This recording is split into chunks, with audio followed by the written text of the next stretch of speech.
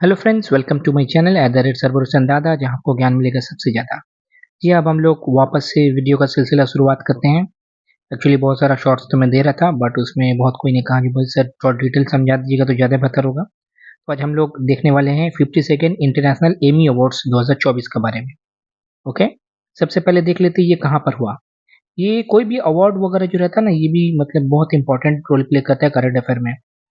और अभी हम लोग ने पीएससी क्लर्कशिप में भी देखा, जो बेसिक सवाल बहुत सारा पूछा गया है, इसीलिए कभी भी बेसिक को नेग्लेक्ट बिल्कुल भी मत करिएगा। ये न्यूयॉर्क हिल्टन मिड टाउन में हुआ, जो कि न्यूयॉर्क सिटी में ही है। 25 नवंबर 2024 में ये वाला होस्ट किया गया। और ये क्या चीज़ के लिए मिलता है? ये for best television programs produce outside the United States, यानी कि यूएस का बाहर में जो भी टेलीविजन प्रोग्राम है प्रोड्यूस होता है, उस लोग को ही मिलता है ये। और ये 2024 वाला जो मिला, ये 23 के लिए मिला। ठीक है, मैंने 23 में जो भी रिलीज वगैरह हुआ, उन लोग को ही अवार्ड मिला। और ये प्रेजेंट कौन करता है? IATAS, international academy of television arts and sciences. और इसमें सबसे इंपॉर्टेंट बात रहा, हमारे हिंदुस्तान के एक एक्टर एंड कॉमेडियन है वीर दास, उन्होंने ही इसको होस्ट किया। ये पहले इंडियन बने इंटरनेशनल एमी अवार्ड्स को होस्ट करने वाले। वीर दास जी का चेहरा देख लीजिए, इनको आप पहचानते भी होंगे। ये दिल्ली बेली जो मूवी था उसमें थे, ये बदमाश कंपनी में भी थे, और भी एक दो मूवी में थे। और ये वीर दास लास्ट ईयर 2023 का जो एमी अवार्ड हुआ था, इंटरनेशनल एमी अवार्ड्स, उसमें बेस्ट कॉमेडी सीरीज का अवार्ड इनको भी मिला था। नेटफ्लिक्स कॉमेडी स्पेशल था वीर दास लैंडिंग। ठीक है, ये तो सवाल कहीं ना कहीं छप चुका होगा, अगर किसी एग्जाम में आ चुका होगा तो आप लोग कमेंट करके बताइए। वैसे मैं एक डिफरेंस यहाँ पर बता दूँ, एमी अवार्ड्स और इंटरनेशनल एमी अवार्ड दोनों अलग है।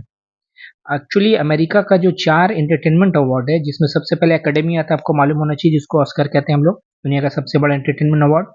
दूसरा आता है ग्रैमी अवार्ड, जो कि म्यूजिक से रिलेटेड है। तीसरा आता है टोनी अवार्ड, जो कि थिएटर, वहाँ का जो रंगमंच है, नाटक वगैरह, उससे रिलेटेड है। और चौथा आता है एमी अवार्ड। तो वो जो एमी अवार्ड था, वो 1949 में शुरुआत हुआ था, उसी एमी अवार्ड का ये एक्सटेंडेड वर्जन है। ठीक है, तो ये वो एमी अवार्ड जो था, जो कि अभी कुछ दिन पहले ही हुआ था, वो अमेरिका में जो भी रिलीज होगा उन लोग को ही मिलेगा अवार्ड। और ये जो है अमेरिका बाहर जो रिलीज करता है उन लोग को मिलता है ये इंटरनेशनल एमी अवार्ड।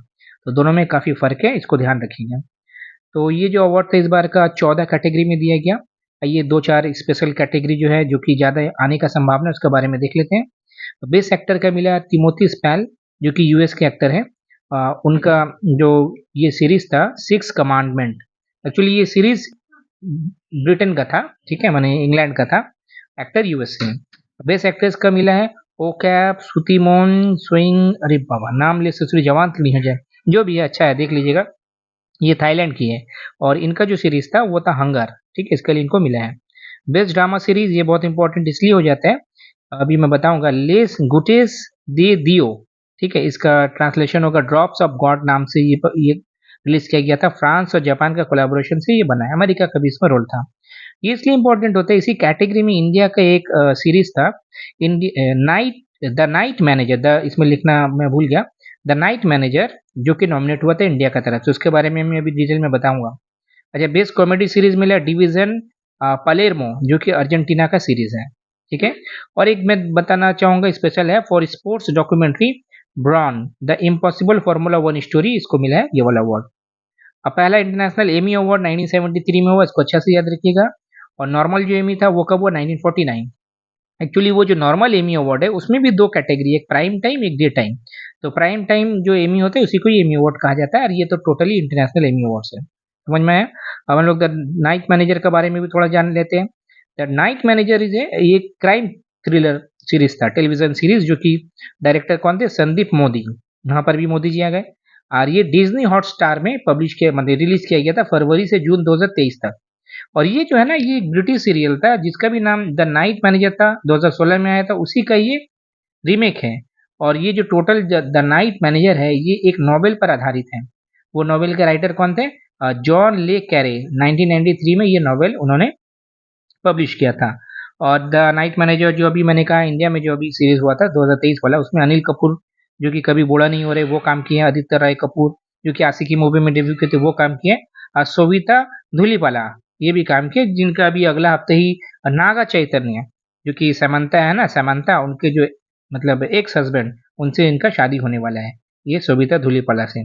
ओके, तो ये इंटरनेशनल एमी अवार्ड के बारे में अगर आपको अच्छा से समझ में आ गया तो लाइक करें, शेयर करें, चैनल को सब्सक्राइब करें।